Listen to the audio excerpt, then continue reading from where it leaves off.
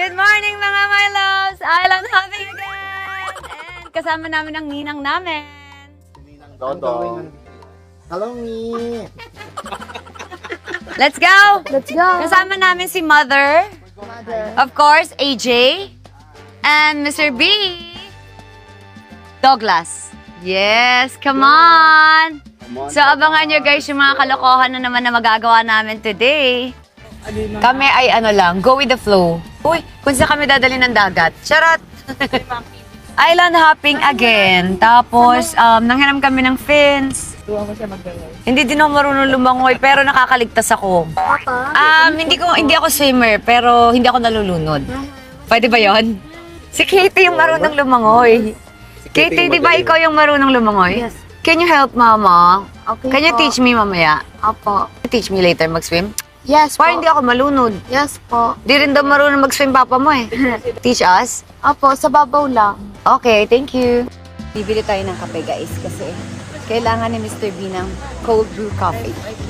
Eto na nga, maghahanap na kami ng kape. Yes, master. We got you. Cold brew and shot daw. Wala, nandun po sa kotse, mag-island hop kami. Fresh na. Bumili lang kami ko. Teacher Benny, teacher ni Katie. Message po kay Katie. We miss you, Katie. Teenager ka na. Ba't dala mo siya? Magpa-14 na siya. Hi, Po. Katie! Miss you!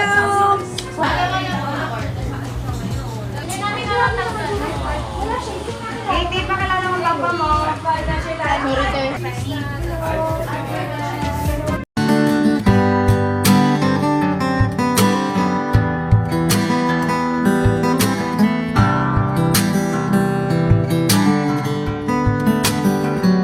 Papa. Sa coffee nila. Sa coffee nila. So mga my loves, sasakay na kami ulit ng bangka. Parang deja vu. Mama, parang nangyari na to, Mama. Diba?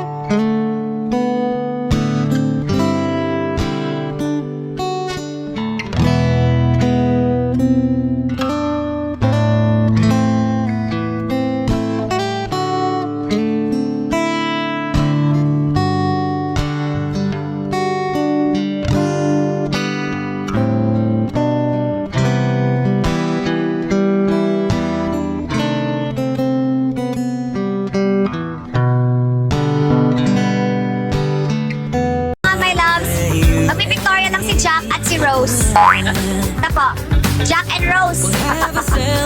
Si Jack at si Rose. Siya, dala niya. Oo, sinabihan ko kahapon, di ba, ipipictorial mo. May dala outfit. Kakaiba si Nanay Penny, hindi lang pang pagkain, pang sport pa.